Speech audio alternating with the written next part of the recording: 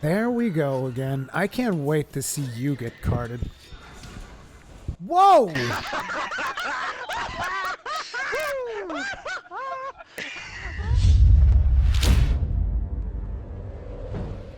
Shields up, Iron Breakers. Rurikhan here coming at you with another video, and the topic for this one is going to be Monster Hunter. Now, before we begin this video, I would just like to say from all of the Iron Breakers, happy birthday, Monster Hunter. Because you see, Monster Hunter celebrated its 15th birthday yesterday.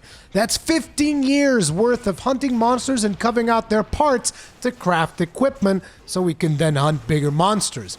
And equipment is the topic of today's video, or more specifically, loot, because I'm going to tell you just why Monster Hunter has the best loot system of any loot-driven game. And hopefully that will make some developers understand that RNG can be an interesting way to do things, but at the end of the day, nothing beats player agency when it comes to loot. You see, most games choose to have their loot acquisition be something akin to the pulling of a lever on a slot machine, where you always get the loot, but it's rarely what you want. And even if it is what you want, the stats on it might be wonky, and ultimately leave you with a suboptimal gear piece to keep you on the hamster wheel grinding for more loot. Some games actually take the more asinine approach of making their loot artificially scarce, which was the case for World of Warcraft during the start of the Battle for Azeroth expansion, where completing a mythic dungeon would usually reward you with absolutely nothing, and left you feeling like a fucking idiot for even chasing loot in the first place. Now, Monster Hunter takes a completely different approach in that it gives you, the player, a lot more agency in deciding what loot you want to work towards, because all of the weapons and armor in the game are only obtainable through crafting. And yes, I'm aware there are exceptions to this. I will address those later, but for now, let's focus on the core mechanics. You see, when you play Monster Hunter, one of the first things you'll notice as you start playing the game is that the monsters you hunt don't actually drop loot per se. Instead, you get to carve parts off from their corpse, which you can then take to create armor and weapons. Seems simple enough, right? You kill a monster, you get its parts, and then you craft a weapon. What's so special about that? Well, for starters, let's talk about the parts you do get, because they are directly linked to your performance while fighting the monster. Whereas in most other games, your objective is to simply kill an enemy or a group of enemies for a chance at getting that shiny new piece of loot, your rewards aren't usually influenced by how you go about murdering them.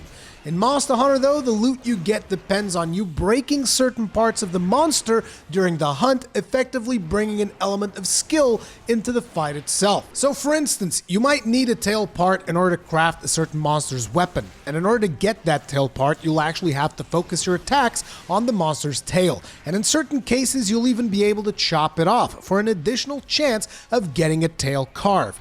The same could be true for the monster's claws, which might require you to focus your attacks on different sections of its body. This introduces objective-driven play. It gives you a reason not only to hunt this monster, but also a reason to hunt this specific monster in this specific way. Everything feels very organic and doesn't usually feel forced, with exceptions for some of the rarer drops, which can sometimes get a little frustrating.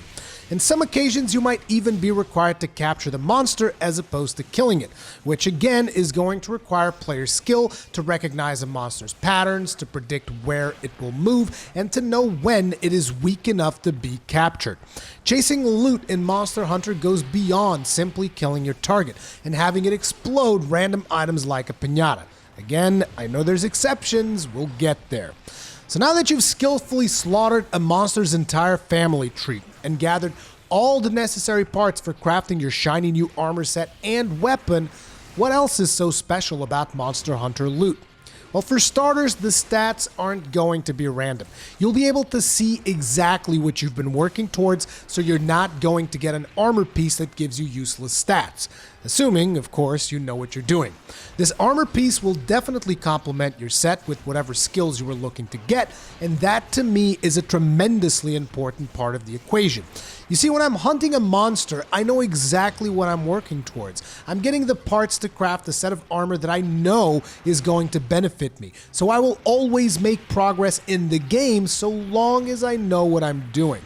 as opposed to other games where RNG is the defining factor. Like in World of Warcraft, where I needed to get one item from a loot pool of like 200 or more. Needless to say, I never got it. Or Anthem, where I've been trying to get a specific Ranger component for over a week now and still don't have it. Or Destiny 2, where I was unable to get a mod for so long that I basically stopped playing the game altogether. Another situation where Monster Hunter loot is superior is that since you are crafting all of your gear, you always decide which weapon you want. For instance, sometimes in looter games you might really like assault rifles, but the game gives you a god tier shotgun. Well, now you kind of have to play with the shotgun regardless of whether you like it or not.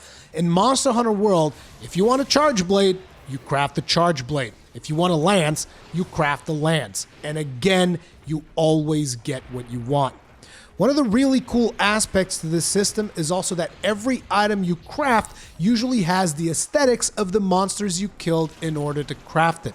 So if you kill a Rathalos, your armor will feature its red scales, and your weapon will have fire damage because those are his defining characteristics. So not only you get the loot you want, but it also becomes somewhat of a status symbol. So if someone sees your character sporting Drachen armor, they'll know you've defeated Behemoth. So not only does this system reinforce this player agency, it also shows everyone your personal progression in the game. And most importantly, you get to always work towards something you are interested in, and I cannot stress this enough.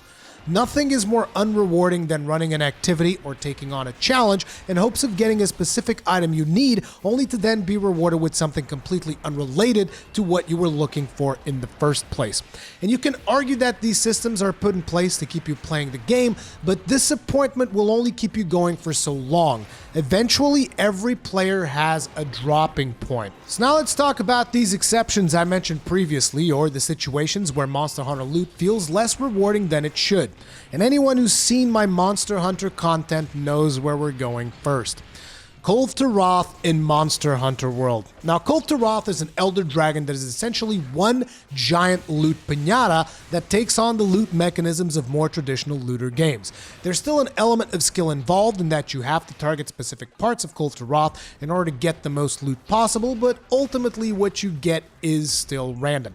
And unfortunately, this monster has some of the best weapons in the game. Now, that's not to say you need those weapons, as the game's robust crafting system has plenty of choices that you can craft to tackle any of the game's challenges. It is, however, still frustrating to know that some weapons you can only get through RNG. Monster Hunter 4 Ultimate had a similar system in the form of the relic weapons, but I never really played enough of it to get that far because despite loving my 3DS, I never really liked playing it except when I was traveling or otherwise away from home. Most Monster Hunter veterans will also remind me that the decoration system in Monster Hunter World can be quite frustrating, especially if you are trying to get attack jewels, because the only way to get those is through RNG. But despite these shortcomings, I still feel the player agency present in Monster Hunter has always provided me with the most satisfaction out of any other loot-driven game, because you're always working towards a specific goal, and when you get there, it's never really up to RNG to get a good roll or a certain item drop. You simply get the thing you've been working for, and it's always awesome. Now, some will argue that this amount of player agency will cause players to eventually move on when they get everything they want. But in my opinion, this is a good thing, because at least you get the things you were chasing after. You've had your fun along the way, and you rarely feel like the game is being disrespectful towards your time by giving you shit loot. And I can assure you that whenever there's a content drop, I always come back for more. And that's how you know that your game is successful. When players drop everything else they're playing just to get a few more hunts in when you put up some new content. Happy birthday, Monster Hunter. May your team never lose its way, and also, winter is coming. I can't wait for Iceborne. Thank you very much for watching. If you enjoyed this video, feel free to drop a super amped elemental discharge in the like button. Subscribe and kick the bell notification icons. Comment and feedback in the comment section below. And I'll see you in the next one.